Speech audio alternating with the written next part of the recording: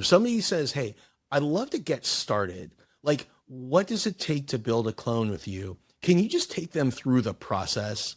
The way that I like to run people through, because I typically do the kickoff with new clients, and being a user of Delphi for a long time, I have a really good understanding of the tool, but it always surprises me with the different use cases or reasons why people want to scale themselves or clone themselves, which is typically my very first question is like, how did you find this technology? Because it's new. I'm always curious, but also it's like, what's your vision? Like, what do you want to do with this thing? Like, tell me your crazy wild vision. Just go crazy. Don't hold back. And I usually start there because it gets them excited, and it also turns on some lights that might not have been turned on, because I'll hear what the vision is. I might expand it further, or I might walk them back a little bit, but I'll give them context of like how it works in Delphi. Maybe sometimes telling them like, hey, here's what's coming, or what I'm aware of. So like, yeah, maybe that's a thing, but not now. So it's capturing that, trying to bottle up what's their vision, and then align it to Delphi. Essentially, like what can be built.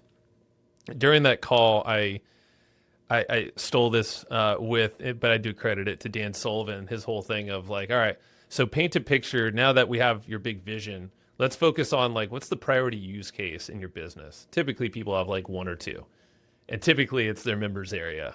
It's like we have an existing community that we want to give more value to. They ask a lot of questions, which is a good thing. It means you have an engaged community. Yeah. But it's either the business owner, the expert, or their community manager is completely overwhelmed. That's almost always the story. And again, good problems, but they're usually looking to hire multiple people, but then they see Delphi and they're like, holy moly, this thing can literally do the job of like 20 of these people or even more and better, but it doesn't eliminate the human, in there. Like, so the expert or the community manager is still very valuable there to support. But the point is like figure out where the priority use case is, and then that's when the Dan Sullivan question, which is like, hey, paint this on a scale of 1 to 10. What's an 11 outcome of making this use case, like come to life and like function really well? How is it going to give the most value? How would it act? How would it not act? Basically, I'm trying to really figure out what are the guardrails. How are we going to program this thing? And essentially, all that becomes prompts or a massive prompt with instructions and different logic that we build out. So, Which is where our team, steps in, right? You were mentioning earlier, like one thing with a 10,000 word prompt, like that's all stuff that our team is doing. yeah. So it's a mixture of getting their vision, but then strategically, because I've consulted a ton of businesses, I've advised them as well.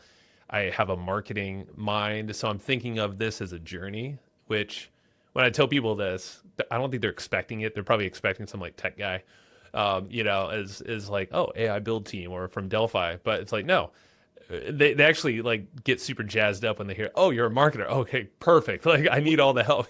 That's so interesting that you say that, because everybody that is a builder for us has a marketing background. That's right. They have some form of marketing. So after you guys you're kind of in that preparation, that prepare state phase, then somebody is directed to send you content, right? How does that happen? Like, what kind of things do they send?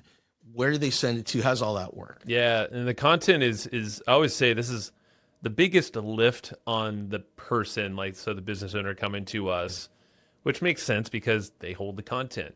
Um, it might live in a whole bunch of places, like on their membership area. It could be just loaded into a Kajabi or Mighty Networks or Circle platform or wherever, Thinkific. These are all very common places. Yeah. Most of the times people have backups on like a Google Drive or Dropbox, which is helpful. If they don't, there's other ways to extract the information. Ideally, you want to have something in a shareable like Google Drive, just because and they always thank me after they go through the process, even if it's kind of grueling for their team.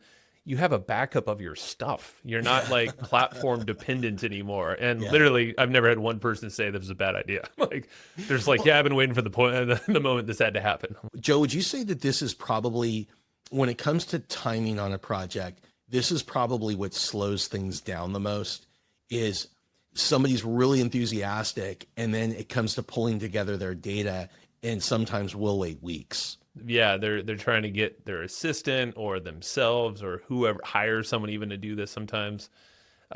It is.